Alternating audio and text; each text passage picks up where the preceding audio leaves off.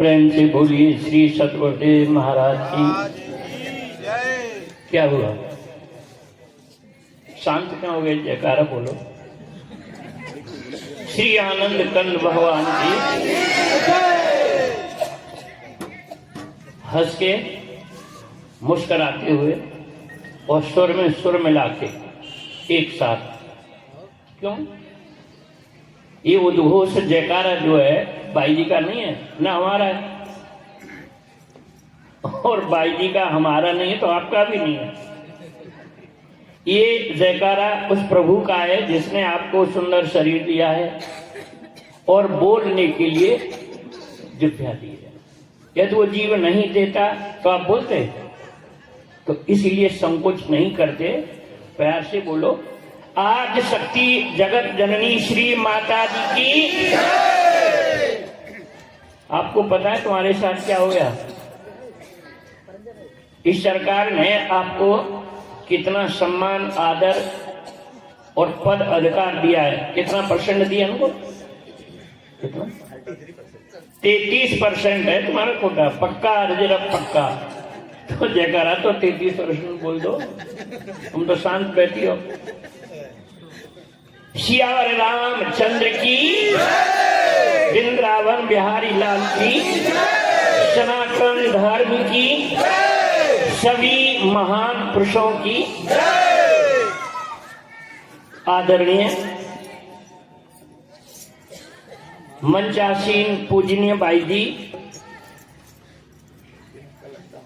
उपस्थित प्रेमी सज्जनों, प्यारी माताओं, बहनों, भाइयों, सम्मानित बुजुर्गों, ये बड़े हर्ष का विषय है कि आप और हम सभी इस वक्त सत्संग में उपस्थित हैं। आप पढ़ते हैं बड़े भाग्यमान स्तन पावा और सुर दुर्लभ।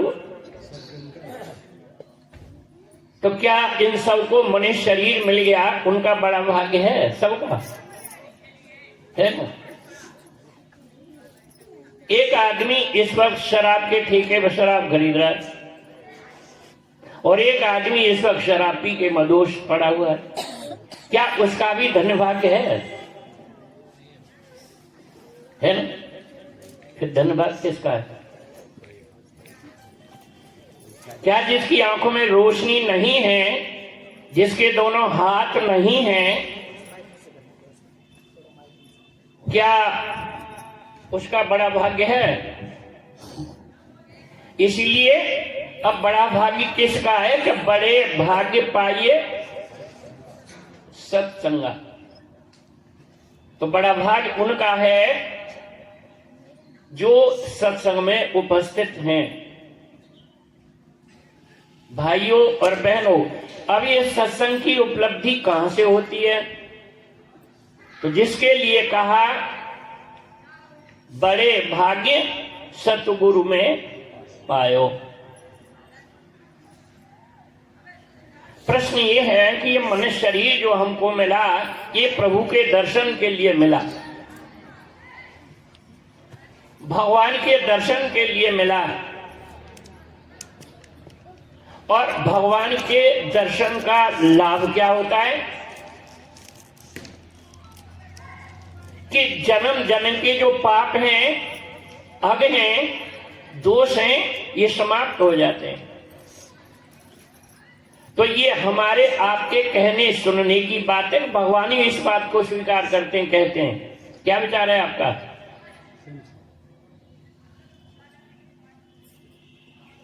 जिस वक्त चौपाई आप पढ़ते हो, तरस परस मुख मंजन पाना, आगे क्या है? कटे पाप कहे वेद पुराण, वेद पुराण संत मत येहू। सबका ये निर्णय है कि भगवान के दर्शन से मनुष्य का किया हुआ पाप समाप्त हो जाता है। अब ये तो कवि ने लिख दिया, महापुरुष ने तो नहीं कहा कि कहा है। आप क्या पढ़ते हो? भगवान श्री राम के समक्ष विभीषण को लाया गया, विभीषण को लात मारी, रावण ने निकाल दिया, उसका कोई सहारा नहीं था।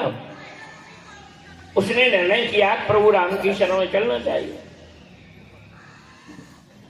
और लंका, उसको समुद्र को पार करके किनारे पर देखा, वह राम की सेना थी और उन्होंने उसको पकड़ा, ये तो राक्षस है।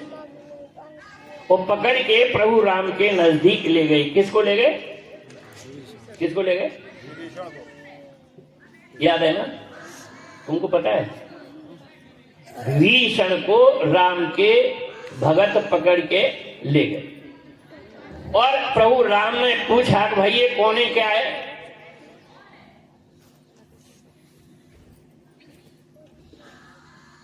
तो कहा कि ये रावण का भाई है और ये इसको हम बंदी बना के लाए, तो छोड़ दो कि हम तब तक निर्णय नहीं हो जाएगा, विजय प्राप्त नहीं हो जाएगा, तब तक हम इसको बंदी बना के रखेंगे। तो राम ने क्या कहा? भगवान श्री राम कहते हैं कि सन्मुख होय जीव मोय तभी और कोट पाप अग नासे तभी। जब जीव मेरे सन्मुख आ जाता है तो इसके करोड़ों जन्मों का पाप समाप्त हो जाता है। ये किसने कहा? प्रभु राम। दूसरी चौपाई में कहा मम दर्शन फल परम अनुपा और जीव पावे निज सहज स्वरूपा। एक चौपाई और कहते हैं, और यहां तक कह दिया कि लाख कोट विप्र बध लागे जाऊ जाई और आवे शरण तजुना। इन अनेक ब्राह्मणों की भी हत्या उस पापी को लगी हो और जो मेरी शरण में आता है मैं उसको तजता नहीं हूं। लाख विप्रबद लागे जाऊ आवे शरण तजुना ताऊ। ये तीन चौपाइयों ने ये निश्चित कर दिया कि भगवान का दर्शन करना अनिवार्य है कि नहीं है? आप लोग करते हो कि नहीं? बहुत अच्छी बात है। ये रामचरितमानस भगवान श्री राम का उद्घोष है। अब जब गीता का अध्ययन करते हैं तो कृष्ण महाराज अर्जुन को समझाते हैं, हे अर्जुन, यदि पापी में महापापी है फिर भी निसंदेह इस ज्ञान रूपी नौका पर बैठ के पार हो जाएगा। तो पापी बड़ा होता है कि महापापी? नहीं जी, बड़ा कौन होता है? क्या कह रहे हैं भगवान कृष्ण? यदि तू पापियों में महापापी है फिर भी निसंदेह, इसमें संदेह करने की जरूरत नहीं है। इस ज्ञान रूपी नौका पर बैठ के तू पार हो जाएगा। बहुत बात कही, भूतों को पूजने वाला भूतों को प्राप्त होगा, देवों को पूजने वाला देवों को प्राप्त होगा, और जो ज्ञानी मुझे तत्व से जानकर, किससे जानकर? किससे? तत्व, तत्व नहीं है, तत्व ये पांच हैं, जल पृथ्वी वायु अग्नि आकाश, ये पांच तत्व हैं। तत्व वो है जिसको आप पढ़ते हो ओम भूर्भुवः स्वः तत्व। तो क्या लिखते हैं आप? तत्व, ता मिला हुआ वो है तत्व। और ये क्या है? ये तत्व है जो मां के गर्भ के अंदर उस तत्व ने पिता के अंश को स्वीकार किया और तीन परतों के अंदर पांच तत्व से शरीर पैदा कर दिया अंदर की शक्ति ने, उसको कहा तत्व। जब ये शरीर की रचना होती है तो क्या बाहर का कोई देवी देवता भगवान मां के पेट के अंदर कुछ लेके जाता है क्या? कि अंदर की शक्ति शरीर का रचना करती है? क्या विचार है? कितनी सुंदर आंख बना दी, नाक बना दिया, कान बना दिया, मुंह बना दिया। ये बनाने वाला इस शरीर के अंदर है, बाहर है? अब प्रश्न उठता है, चुपटान कमे, मैं आपको यह समझाने का प्रयास कर रहा हूं। भगवान कृष्ण ने भी कहा कि भूतों को पूजने वाला भूतों को, देवों को पूजने वाला देवों को, और जो ज्ञानी, एक होता है वक्ता विद्वान और एक होता है ज्ञानी, और जो ज्ञानी मुझे तत्व से जानकर आखिरी वक्त सुमरण करता हुआ शरीर छोड़ेगा वो मुझको प्राप्त होगा। एक बात और कही, बैठने दो, बैठ आराम से। एक बात क्या कही कि मेरी प्राप्ति के लिए क्या करना है तुम्हें। मेरी भाषा तो आप समझ रहे होंगे, नहीं आ रही? सबकी समझ में नहीं आ रही होगी? अच्छा, तो क्या कहा कि जब तू प्राण अपान को सम करेगा, मेरी प्राप्ति के लिए क्या करना है ये भगवान कृष्ण समझा रहे हैं। शुद्ध पृथ्वी पर कृष्ण कुशा आसन बिछाओ, न ज्यादा धरती से नीचा हो और न ज्यादा ऊंचा हो। अपने उस आसन पर अपने को स्थापित कर, यानी बैठ जा। करना क्या है? जीते हुए मन से, या हारे हुए मन से? आप लोग, मन तुम्हारे बस में, तुम मन के बस में हो। आप लोगों ने मन को अपने अधिकार में कर लिया है कि आप मन के अधिकार में हैं। क्या विचार है? इसीलिए कहा जीते हुए मन से, और इंद्रियों के द्वारों को रोककर मन को हृदय में स्थित करके, और नासिका में विचरने वाले प्राण और अपान को जब तू सम करेगा तो मुझ में रहने वाली शक्ति को अपने अंदर देखेगा।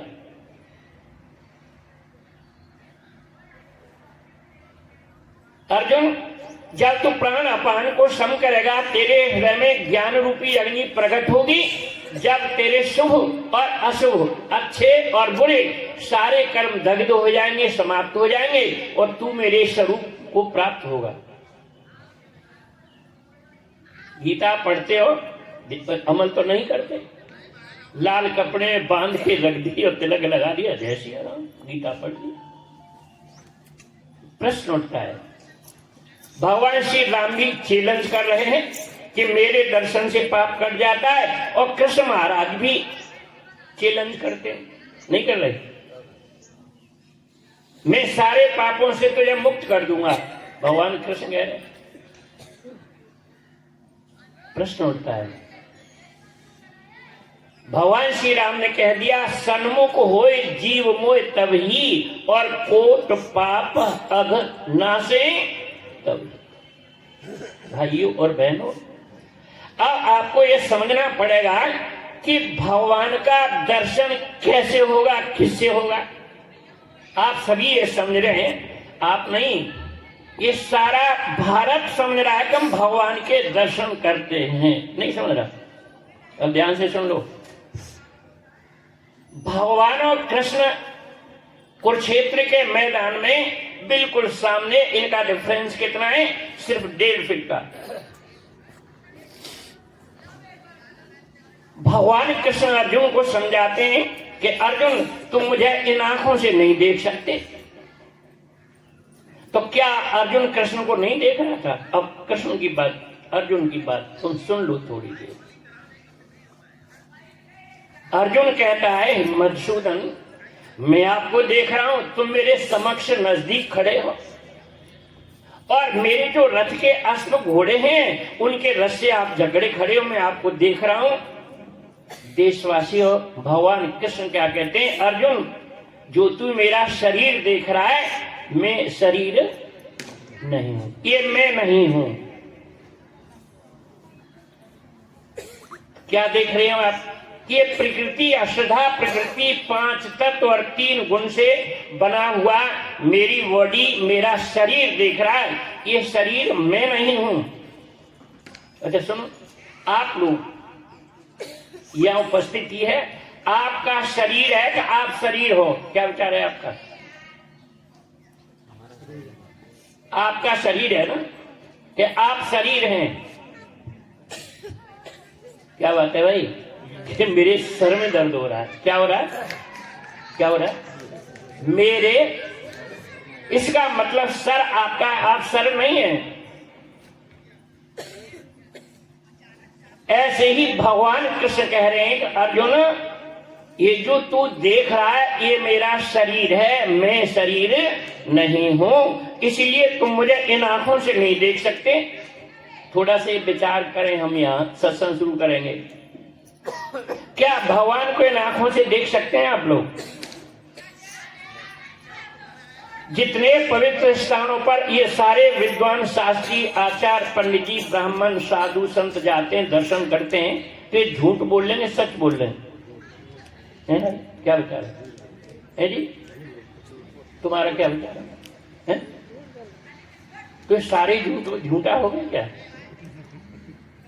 अरे इतने पढ़े लिखे शिक्षित हो गए।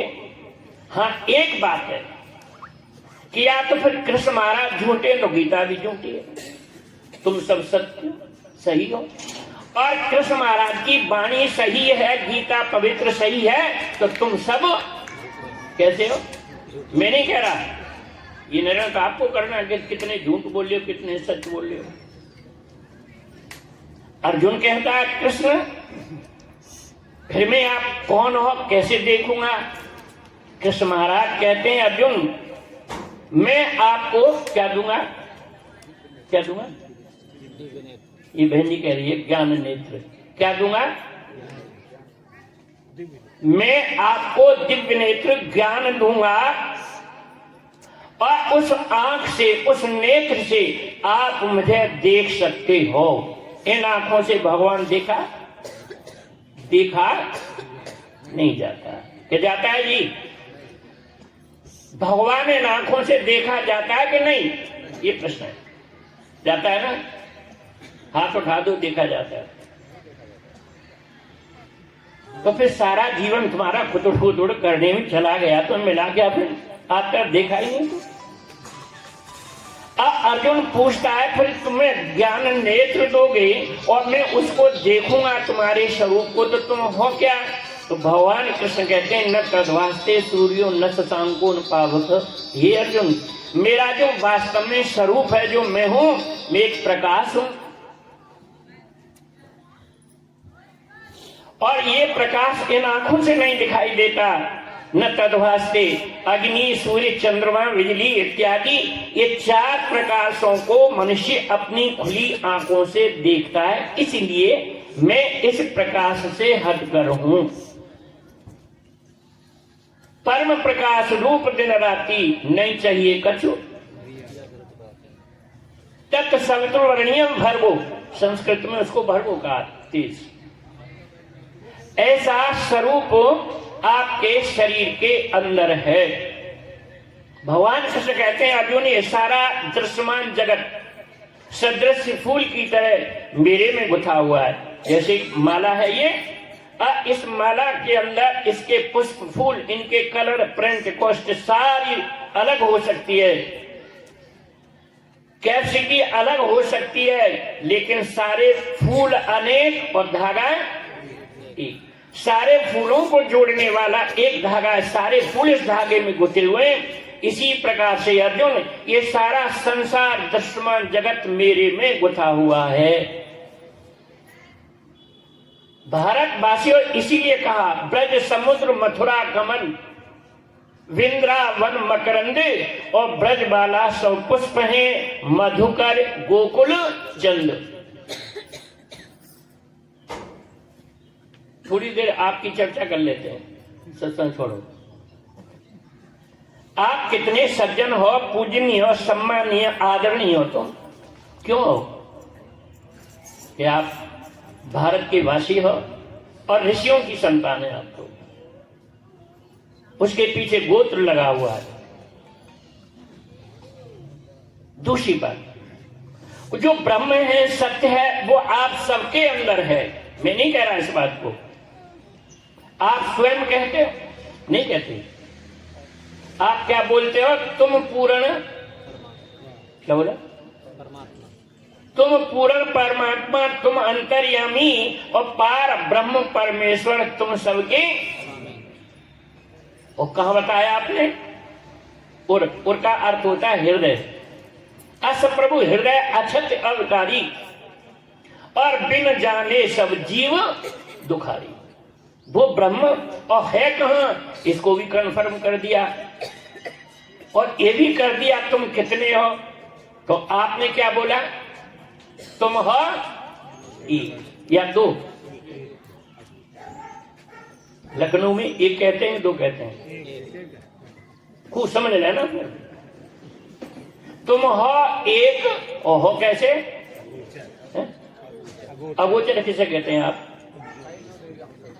अगोचर का अर्थ होता आ नहीं गोइंद्रिया, गोचर आंख। हे प्रभु, हम आपको इन आंखों से नहीं देख सकते। तुम एक हो और अगोचर हो, अदृश्य हो कहां? कि सबके प्राणपति। तार और करंट, तार में करंट है, एक चीज है कि दो? तार और करंट एक है कि दो? कितने? एक है। अच्छा, तार अलग चीज है। हाँ, ये बात ध्यान से समझो। तार में करंट है, तार करंट नहीं है। ऐसे ही प्राण में पति है, प्राणपति नहीं है। तुम हो एक अगोचर सबके प्राणपति। तुम प्राण के पति हो, प्राण का संचालन कर रहे हो। अब ये सोचो, आप सबके अंदर प्राण है कि नहीं, ये कंफर्म करो, देख लो। सबके अंदर प्राण है कि नहीं? जिसके अंदर नहीं है, कोई सक्षरम नहीं। कोई हमारे प्रेस में तुम कोई इलेक्शन थोड़ा हो रहा है, तो हमारा वोट देना ही देना है। हाथ उठा दो जिनके प्राण नहीं है, हाथ उठा दो, शौक से उठाओ, उठाओ। एक उठा, एक उठा, इसके प्राण उठा, ऐसे कर। एक इसके प्राण नहीं है भाई, सुन लो, ले सुन ले इसकी। भाई जी सुन तो लो तुम। और एक हाथ पीछे उठा कुर्सी पे। धन्य तुम्हारा जीवन।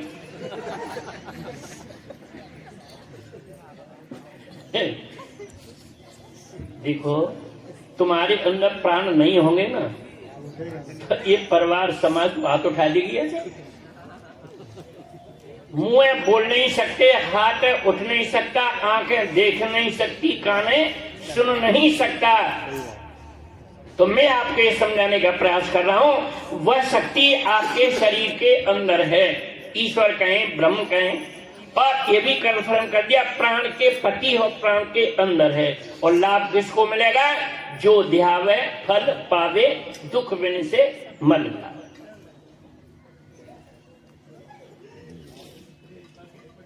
अब उस प्रभु का ध्यान करने के लिए लाभ प्राप्त आपको होगा।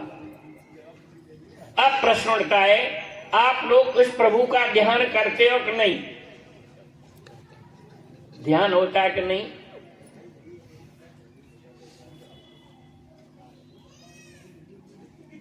कोई भी आप अनुष्ठान करते हैं, पूजा करते हैं, पाठ करते हैं, यज्ञ करते हैं, जो भी करते हैं, पूजनीय आचार्य पंडित जी आते हैं और वेदी पर सारी जन समुदाय उपस्थित होता है और एक पूजा ध्यान की पद्धति पंडित जी बोलते हैं। पति पत्नी होते हैं, जोड़ा से बैठते हैं यजमान के रूप में, सामग्री उनके हाथ में होती है। पंडित जी क्या बोलते हैं?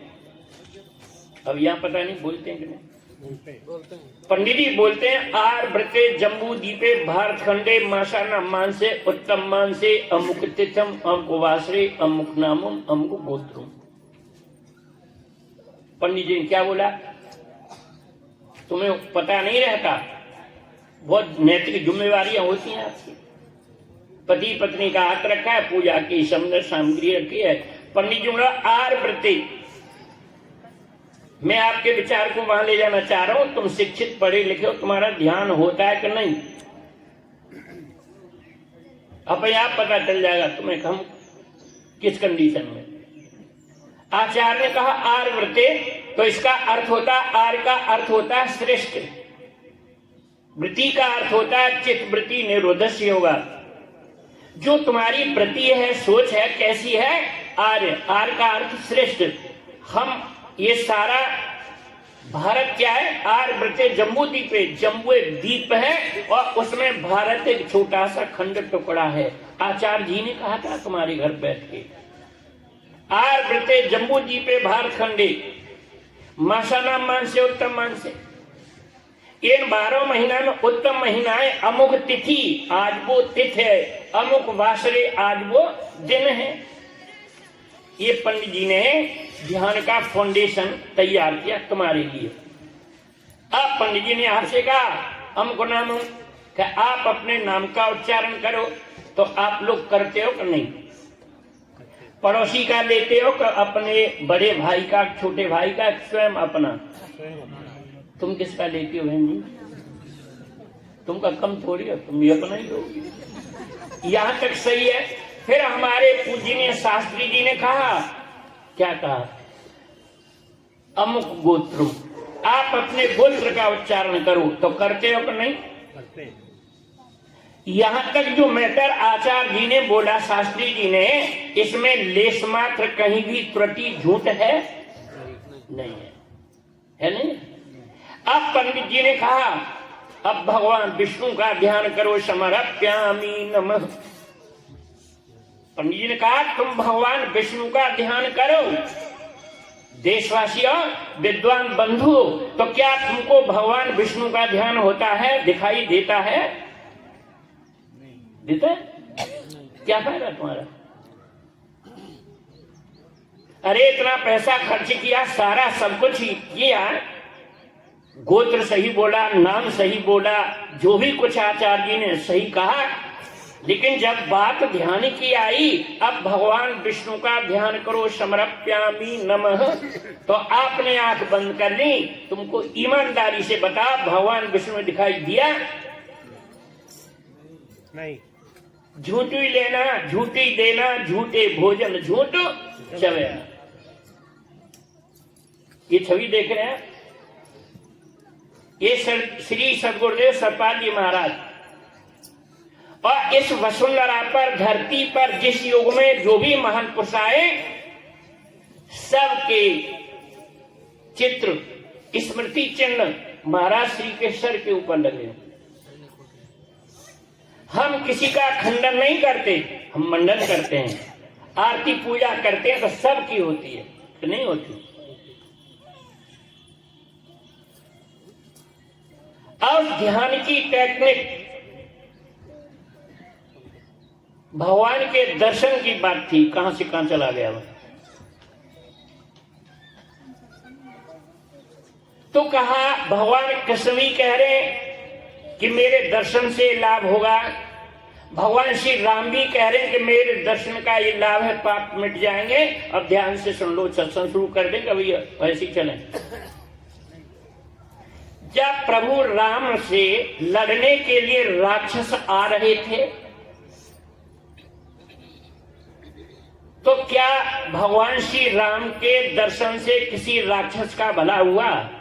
ईमानदारी, अब अपनी बुद्धि से सोच के बात करो। राम से लड़ने के लिए राक्षस आ रहे थे, उस वक्त राक्षस राम को देख रहे थे, फतरे डेल तीर कमान मार रहे थे। क्या भगवान राम के दर्शन से उस पापियों का पाप कट गया? जी कटा के अभी तो तुम तोता से बोलोगे। भगवान श्री राम ने रावण को अपने हाथ से मारा, क्या उसका कल्याण हुआ? जी नहीं। रामायण पढ़ते हो तुम? फिर चौपाई आती है, मुक्ति न भयो हतो भगवाना। क्या है? मुक्ति न भयो हतो भगवाना, और विप्र वचन कीने प्रमाणा। प्रमाण कर दिया। भगवान श्री राम ने रावण को स्वयं अपने हाथ से मारा, लेकिन उसकी सदगति कल्याण नहीं हुआ। जो ब्राह्मणों का साथ था, तुम 3 जन्मों तक राक्षस हो गए, तो ब्राह्मणों के वचनों का प्रमाणित किया, मुक्ति नहीं हुई के भाई। फिर कौन, तुम किसके दर्शन से पाप कटेंगे तुम्हारे? भगवान श्री कृष्ण महाराज कहते हैं कि मेरे दर्शन का ये लाभ है। एक वक्त पितामह भीष्म किशोर अवस्था थी और वो रास्ते से जा रहे हैं, और यकाएक क्या हुआ, रास्ते में पितामह भीष्म को एक चलता हुआ मस्ती में कौन जा रहा है? सर्प जा रहा है। और पितामह भीष्म ने आहोश में आकर उस सर्प को ऐसा फेंका, वह एक कांटेदार वृक्ष पर गिर गया। और जब ऊंचाई से कांटेदार वृक्ष पर गिरा तो कांटे उसके शरीर में प्रवेश कर गए और वो सेट हो गया, सर्प बिल्कुल झूल गया।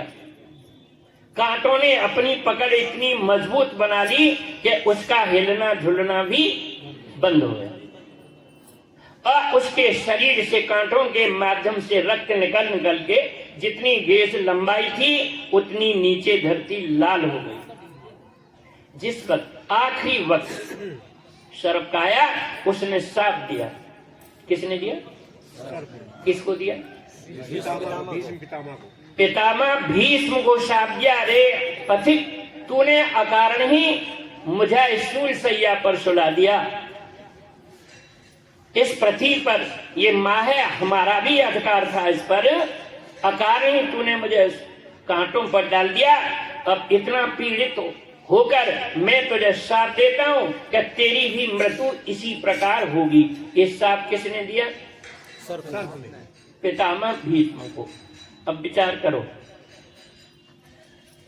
क्या भगवान कृष्ण और पितामह भीष्म कभी आमने सामने जीवन में आए होंगे कि नहीं आए? ठीक है। क्या भगवान कृष्ण के पितामह भीष्म ने अपने जीवन में दर्शन किए होंगे कि नहीं? क्या पाप कट गया था? नहीं। बोलो, नहीं कटे। क्या जब साक्षात राम और कृष्ण मौजूद थे, क्या तुम्हारे इस कृत्य से इस मनुष्य का पाप कट जाएगा? कट जाएगा? नहीं कटेगा।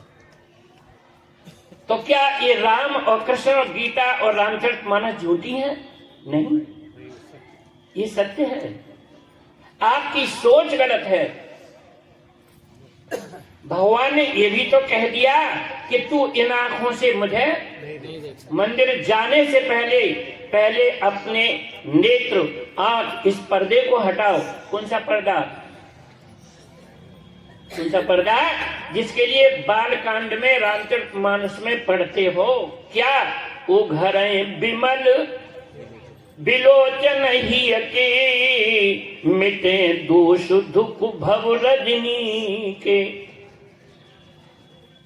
जो आंखों पर पर्दा पड़ा हुआ है, इस पर्दे को हटाओ तो क्या होगा? सूझे राम चरित्र मन मानिक और गुप्त प्रगट जहां जोई खानिक।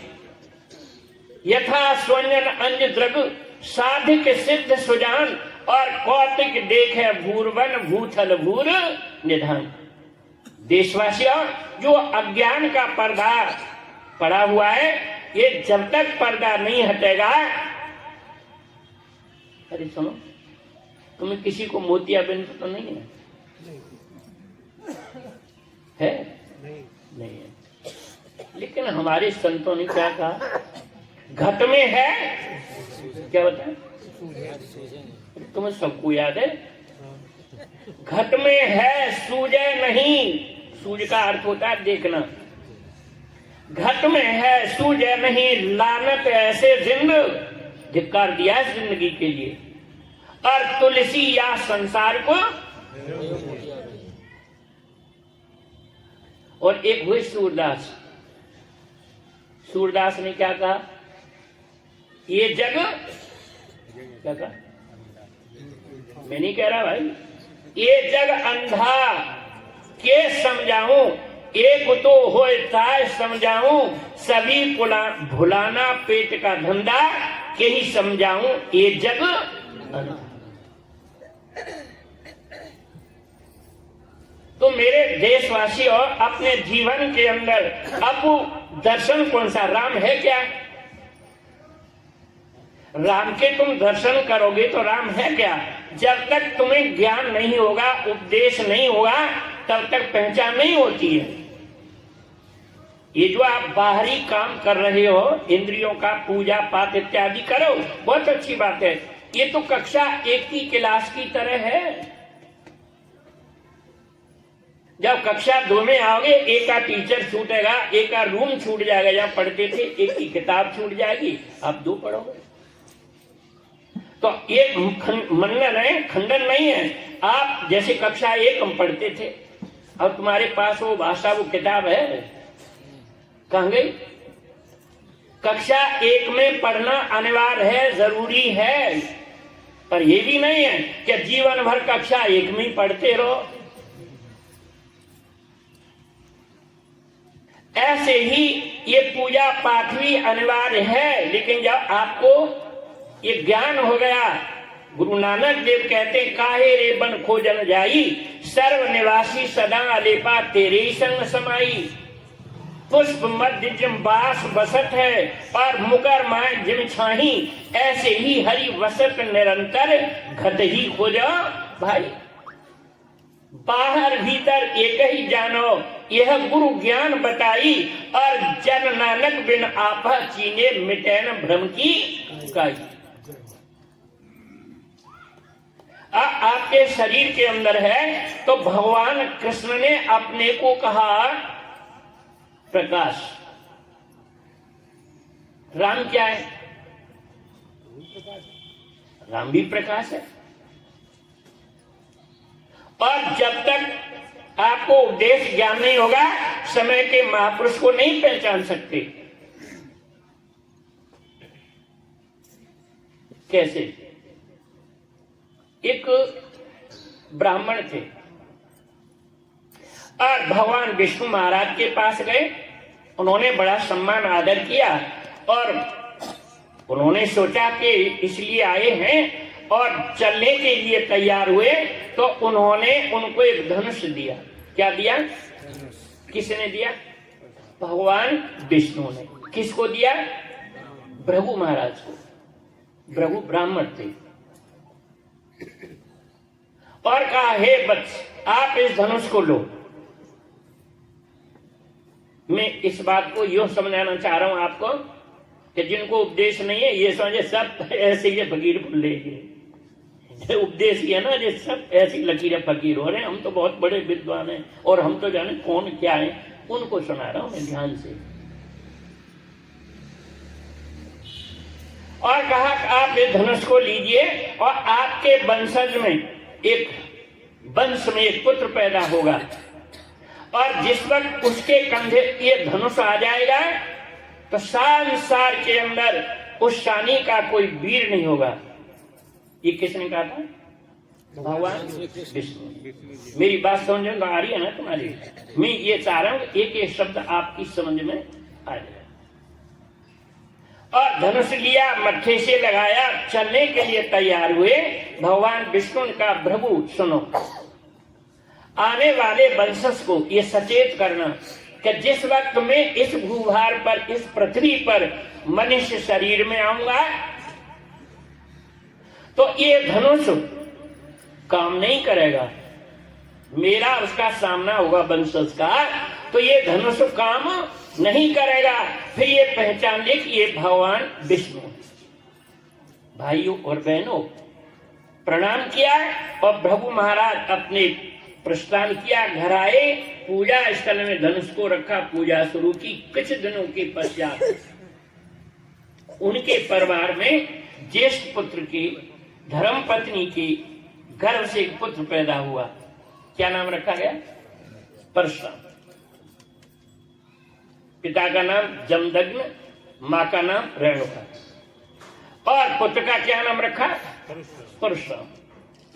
और किशोर अवस्था आने पर भृगु महाराज ने उसके कंधों पर धनुष रख दिया, और जिस वक्त परशुराम के कंधों पर धनुष आया और उनको ऐसा लगा कि संसार में कोई वीर योद्धा है ही नहीं, वो शानी।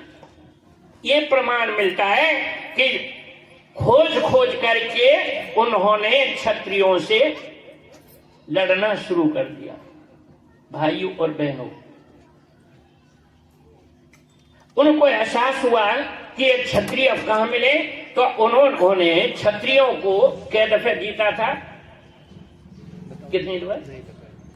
नहीं पता। जी जोर से बोलो। 21 बार। ये करेक्ट सही कह रहे हैं, ग्रंथों में लिखा हुआ है, ये झूठ शब्द नहीं है, सत्य। 21 बार इस पृथ्वी को तहस नहस कर दिया उस ब्राह्मण पुत्र ने। क्षत्रियों को छोड़ा नहीं, ढूंढ ढूंढ के। उनको पता लगा कि सारे क्षत्रिय अमुक स्थान पर एकत्रित हो रहे हैं। कहां हो रहे हैं? जनकपुर में। पहुंच गए। तो जनकपुर में एक देश के, भारत देश के राजा थे कि देश देश के राजा थे? भारत देश, सभी देश के, सभी देश के क्षत्रिय वहां उपस्थित हैं। और जिस वक्त उन्होंने प्रवेश किया तो परशुराम को देखते हुए क्षत्रिय हाथ जोड़ के प्रणाम करते हुए बैठ जाते हैं। वहां पर 2 क्षत्रिय बच्चे भी थे। बच्चे कौन थे? यार तुमको सब कुछ पता है।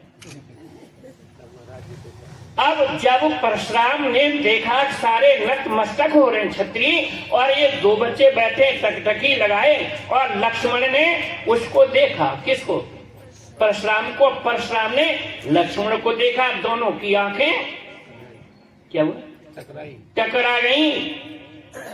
नजर ने नजर से मुलाकात कर ली और खुद रहे खामोश और बात कर ली। अब परशुराम को ऐसा लगा कि ये तो मुझे धिक्कार रहा है, छोटा सा बच्चा। उनको क्रोध आया, शीरा बैठ, जानता नहीं तू मुझे। इस परसे में श्रोणित की नदी बहा दी है, और इस आर्य भूमि पर 21 बार छत्राणी राण बना दी है। बहुत सारी बात कही, तुझे काट दूंगा, चीर दूंगा, फाड़ दूंगा। श्री राम ने देखा क्रोधी है ये, कहीं रस में विष न पैदा हो जाए। प्रभु राम खड़े हो गए। किसके सामने? हाथ जोड़ रहे हैं। हाथ कौन जोड़ रहा है? राम जी। राम किसके? परशुराम। क्या परशुराम ने राम को पहचान लिया? अब जब देखा कि ये कंडीशन है, तो प्रभु राम ने हाथ जोड़ के कहा कि नव गुण परम पुनीत तुम्हारे, नाथ एक गुण धन सो हमारे। हे प्रभु, आप ब्राह्मण हो और आपके ब्राह्मण के अंदर 9 गुण होते हैं, आपके अंदर 9 गुण उपस्थित हैं, मौजूद हैं। हम आपको प्रणाम करते हैं।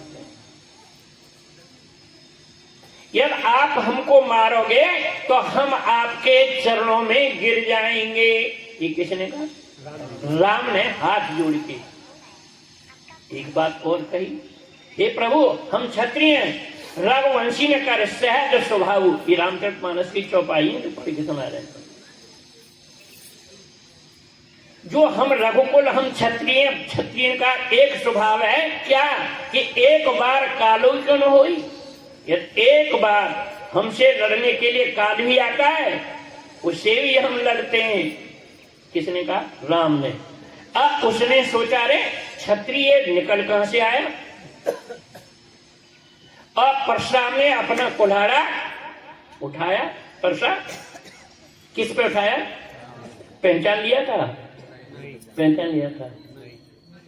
वो क्षत्रिय बच्चे थे और परशुराम पूजनीय ब्राह्मण थे। क्या सतपाल महाराज को तुम ऐसी पहचान लोगे? अब परसा टंगा का टंगा रह गया, हस्त घोपने लगे, प्रहार नहीं हो पा रहा। परसा फेंका, फिर क्या उठाया? धनुष उठाया।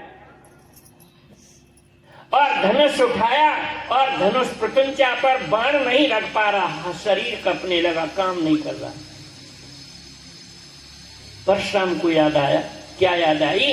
अपने दादा की बात याद आई। कौन सी?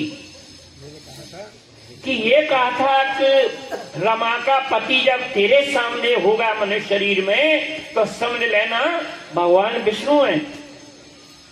तो जब वो बात याद आई तो उस चौपाई को तुम खूब पढ़ते होंगे। परशुराम ने क्या कहा फिर राम से? क्या कहा था? राम रमापति करधन ले। हे राम, तुम रमा के पति हो। रमा किसे कहते हैं आप? लक्ष्मी। राम रमापत करधन लेऊ और खेचो चाप मिटे संदेहु। चाप कहते हैं टेढ़ी हुई वस्तु को, संस्कृत में चाप कहते हैं। तो धनुष टेढ़ा होता है, इसलिए चाप का। खेचो चाप मिटे संदेहु। हे राम, इस धनुष को खींचो जिससे मेरा संदेह दूर हो जाए।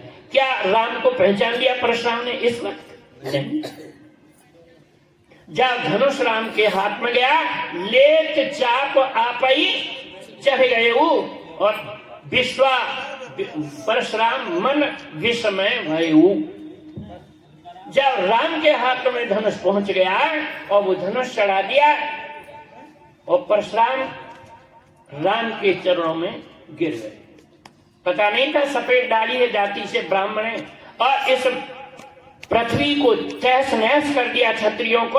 और वो चैलेंज कर रहा है कि हम तो क्षत्रिय हैं। तो कौन किसके चरणों में गिरा? परशुराम श्री राम के चरणों में गिर गए और कहा, हे प्रभु, इस वक्त मेरी स्थिति क्या है? मेरे हृदय में क्रोध रूपी अग्नि धधक रही है। मैं बड़ा दुखी हूं, जल जा रहा हूं। प्रभु राम ने नाम का उपदेश दिया। क्या दिया? किसको? क्या ज्ञान दिया? जब बहु जाय शंकर सतनामा हुई है शीघ्र हृदय विश्रामा।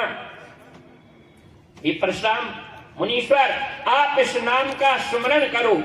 तो क्या राम राम दिया था? क्या परशुराम ने राम राम कहा था? तुम तो राम राम कह के धरती फाड़ना चाहते हो। और उन्होंने जब आंख बंद करके नाम का ज्ञान हो गया और सुमरन करने लगे तो उन्होंने क्या देखा?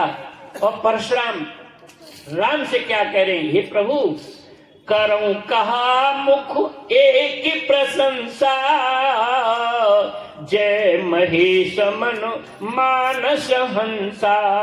हे प्रभु, मेरा एक मुंह है, मैं किन शब्दों में आपकी प्रशंसा करूं? आप तो शिव के हृदय में रहने वाले साक्षात हंस हो। क्या? रामो का हंस हो। करऊं कहा मुख, रामायण पढ़ो फिर उसके अर्थ कर लेना। अर्थ नहीं मिलेंगे, चौपाई को समझ सकते हो। ये थ्योरी पढ़ते हो, प्रैक्टिकल तो तुम्हारे शरीर में होगा इसका। करऊं कहा मुख एक प्रशंसा, जय महेश मन मानस हंसा। प्रणाम करते हुए और वन गवन किया। तो मैं आपको ये समझाना चाहता हूं कि जितने महापुरुष आए, भगवान आए इस धरती पर, सबने उस चेतना का अपने अंदर आंतरिक शक्ति का ध्यान किया। आप पवित्र स्थान पर जाते हो तो भगवान को देखने के लिए जाते हो, लेकिन जब ध्यान करने की स्थिति होती है तो आप आंख बंद करके बैठ जाते हो। भले आप मंदिर में बैठे हो, आंख खोल के बैठते हो बंद करके। तो इसका मतलब भगवान का दर्शन इन आंखों से नहीं होता। अब एक दर्शन करना है तो क्या करना है? एक छोटा सा भजन है, ठीक है? गाना तो नहीं जानते, प्रयास करेंगे हम।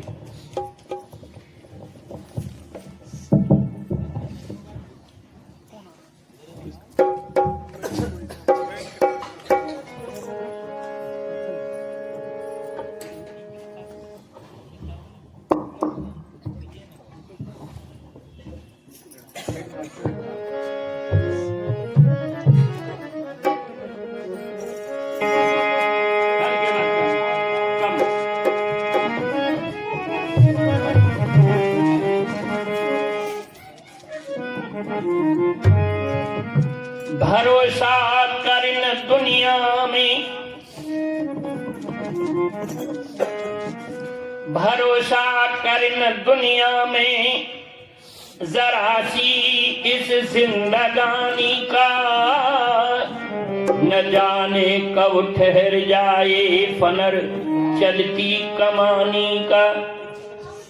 आदमी कुछ सोचता है पर अकल के फेर में, आप कुछ से कुछ करते हो जरा सी देर में।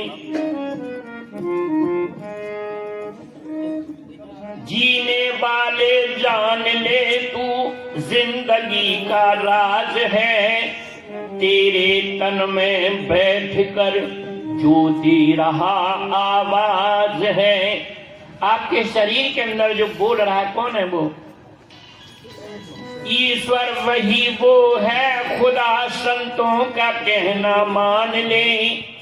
तेरे प्राणों को चलाता है उसी को जान ले। संसार को जान लिया, अब जो आपके प्राण को चलाने वाली शक्ति है उसको जानो। राम भी प्रकाश है, परम प्रकाश रूप भगवाना, और नई तह पुण्य विज्ञान विहाना।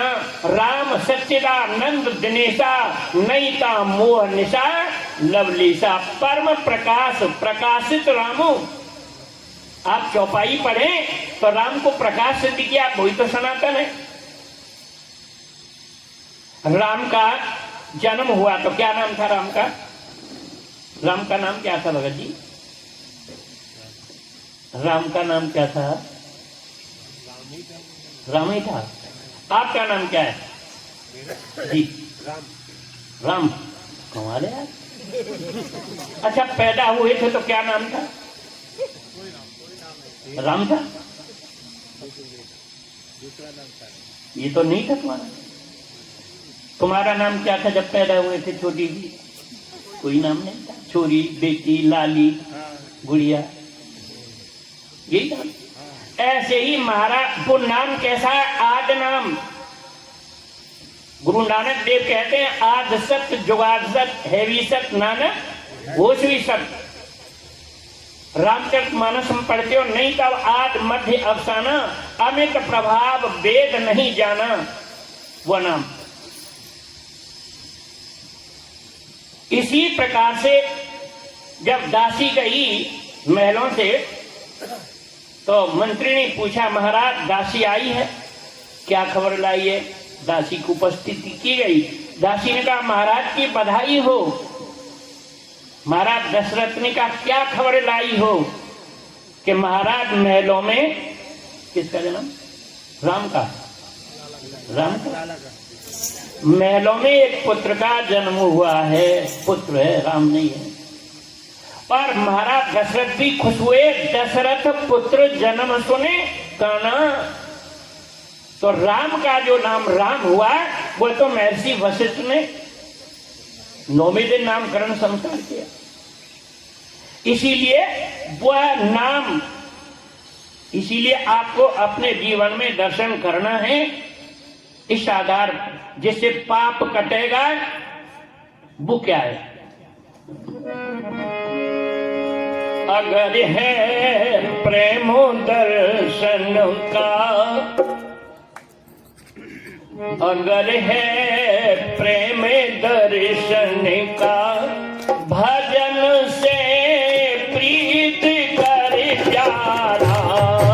अगर है प्रेम दर्शन का,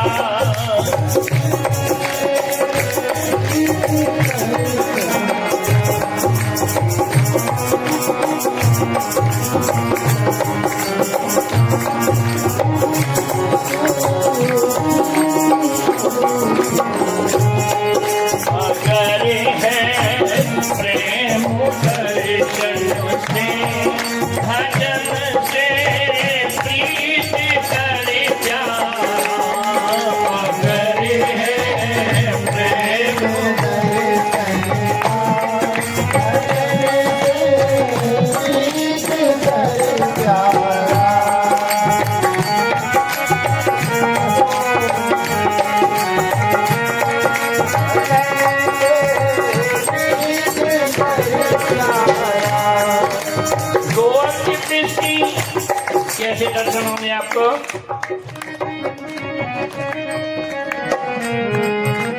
रोग विषयों से मन अपना त्याग मन के विचारों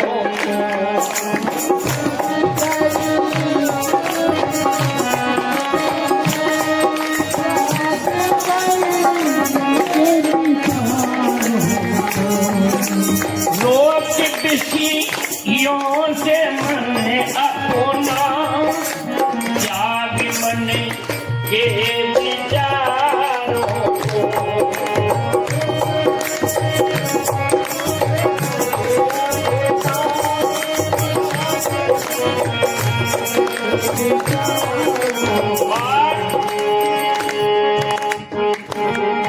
त्याग करी नींद आलस को त्याग करे नींद आलस को रहे एकांत में न्यारा त्याग करे नींद आलस को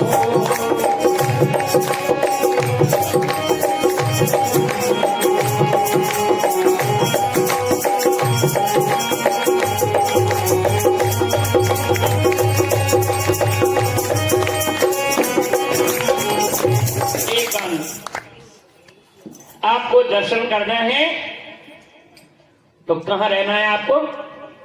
एकांत। मानो लखनऊ में रह रहे हैं, एक कमरा 4000 में लिया है, माता पिता बेटी बेटा पत्नी, तो भजन के लिए एकांत कैसी जगह हो जाएगा भाई? 15 बाई 10 का 12 का कमरा। एकांत का अर्थ क्या होता है? एकांत का अर्थ होता है जिसका आपको ध्यान करना है वो सिर्फ एक वही रहे, बारी इच्छाओं का अंत रह एक बाकी का अंत, एकांत में न्यारा। फिर करना क्या है? बैठे आसन जमा करके जाके मन के विचारों को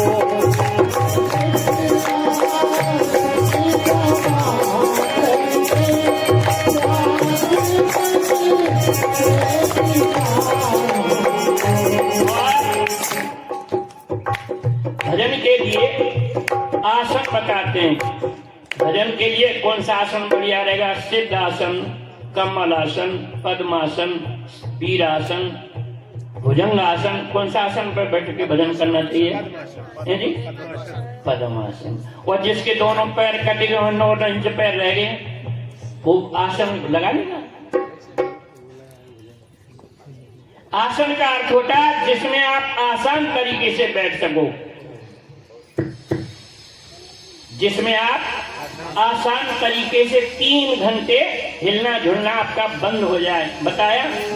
बैठ आसन जमा करके जाके मन के विचारों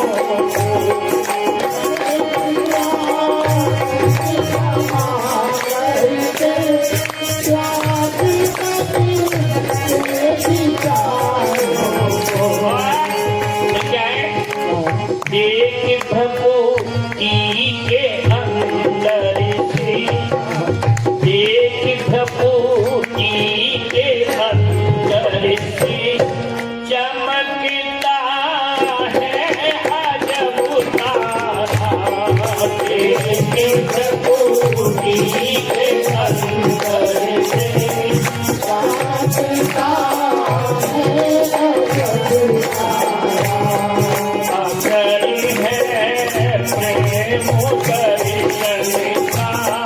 भजन से प्रीत कर प्यारा, अगर है प्रीत कर प्यारा, भजन से प्रीत कर प्यारा।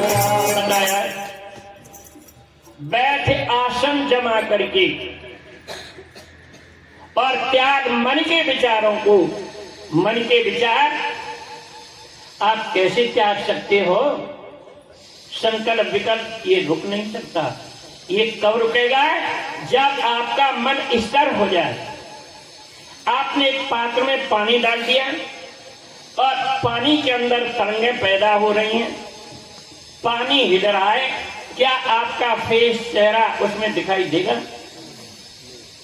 और वही पात्र का पानी स्थिरता को प्राप्त हो जाता, आप शीशे की मानिंद, शीशे की तरह अपने फेस और चेहरे को उस पात्र के अंदर देख सकते। यही तुम्हारा हृदय ही पात्र है भगवान के दर्शन करने के लिए। आंख बंद करके बताया, बैठ आसन जमा करके और त्याग मन के विचारों को। इसीलिए कहा मन की तरंग मार दे, बस हो गया सजन। बैठ आसन जमा करके त्याग मन के विचारों को और देख भ्रकुटी के अंदर से चमकता है अजब तारा। क्या दिखाई देगा आपको? तारा। कहां दिखाई देगा? जहां दोनों भौं के बीच माताएं स्वाग की बिंदी लगाती हैं, ज्ञानी पुरुष चंदन लगाते हैं। नासिका का अग्रभाग, किसी ने कहा सचखंड, किसी ने कहा दोनों भौं के बीच में। यहां जब मन को केंद्रित करेंगे तो क्या दिखाई देगा? अजब तारा। आप पूर्णमास अमावस्या के दिन रात को देखो तो क्या दिखाई देता है? चंदा। ठीक है ना? ठीक है, दिखाई देता है अमावस्या के दिन? फिर नुको डोरे, ठीक है, नुको नहीं दिखाई देता। तुमको तो दिखाई देता नहीं। क्या दिखाई देता है? सिर्फ तारा। पड़वा के दिन देखोगे तो तारा। और उस तारे का यदि आपने अभ्यास किया तो द्वज के दिन क्या दिखाई देगा? अमावस्यावादी द्वज को क्या दिखाई देगा? कटा हुआ चंद्र, थोड़ा सा। ऐसे ही जब आपने आसन लगा के बैठे तो जहां त्रिकुटी मध्य वहां पर आपको तारा दिखाई देगा। फिर अभ्यास किया तो क्या दिखाई देगा? बताया, कभी चंदा कभी बिजली कभी सूरज नजर आए, कभी चंदा कभी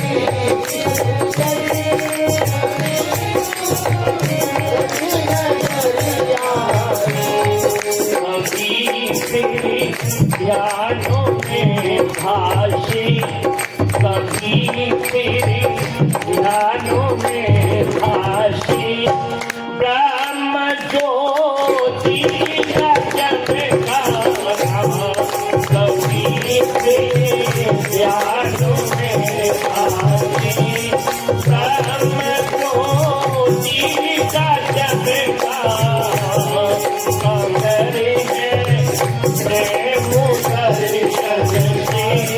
भजन से प्रीत करे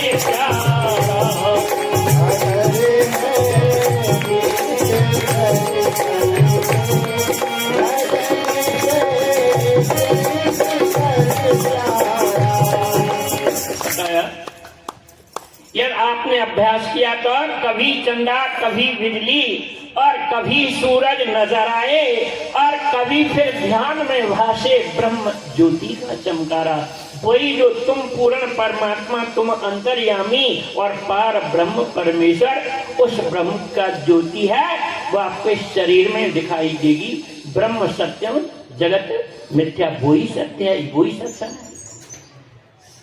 और उसी ब्रह्म का ये स्वरूप है। जो महापुरुष आए वो साक्षात ब्रह्म, तभी तो कहा गुरुर ब्रह्मा गुरुर विष्णु गुरुर देवो और गुरु साक्षात।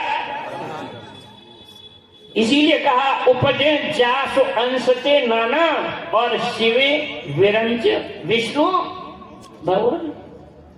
तुमने कभी वो देखा है गणेश, भगवान शंकर, हाथी खाए कभी तुमने? नहीं खाए? कमाल है। ये दीपावली पे बनियों की दुकान पर बिकते हैं वो शेर, हाथी, गणेश, क्या कहते हैं उसको तुम? कुलिया बोलते हैं। अच्छा कुलिया, ले सुन ले क्या खिलौना अरे भैया वो खिलौना तो है, चाहे हाथी की पूंछ तोड़ के खा तो मीठा। भगवान कृष्ण की बंसी तोड़ के खा के टूट जाती है ना, वो राधा कृष्ण सारी मूर्ति बनती है ना वो खाड़ की। तुम कौन सी समझ रहे, खाड़ के खिलौने। आप कहीं से किसी अंग को देखो तुमको मीठा ही लगेगा, नहीं है? ऐसे ही उस ब्रह्म के स्वरूप होते हैं महापुरुष। उपजे जासु अंश ते नाना शिव विरंच विष्णु भगवाना।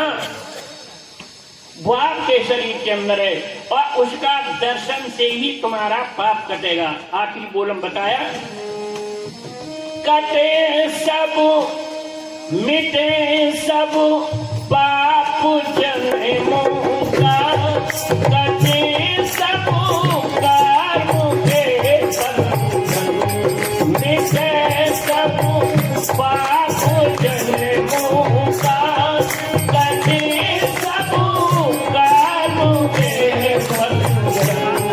वो ब्रह्मा नंद में हो है, लीन बने छोड़ संसार। वो ब्रह्मा नंद में हो है, लीन बने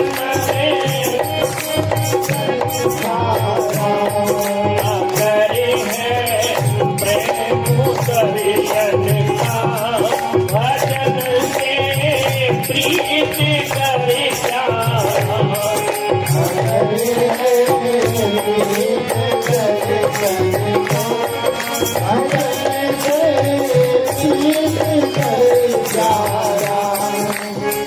बताया। मिटे सब पाप जन्मों का,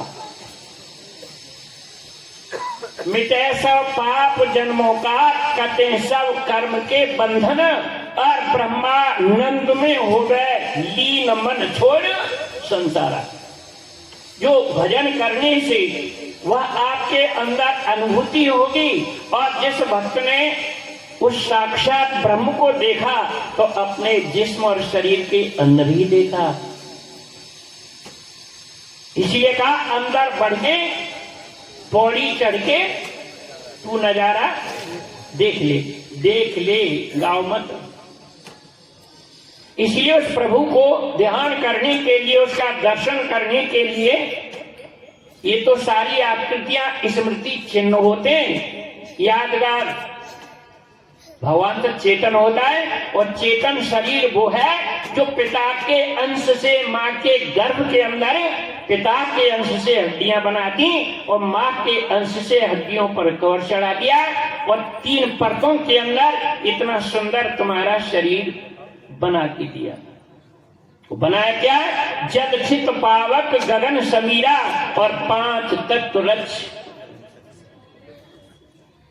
जल बूंद को लेकर देह रची सब मानव दानव जीव जुड़ा, तो उस 5 तत्वों को माँ के पेट के अंदर बना दिया, वही साक्षात ब्रह्म है। तो ऐसे उस भगवान को, ईश्वर को साक्षात करने के लिए, दर्शन करने के लिए हमें समय के महापुरुष का ज्ञान चाहिए। तो मैं समझता हूँ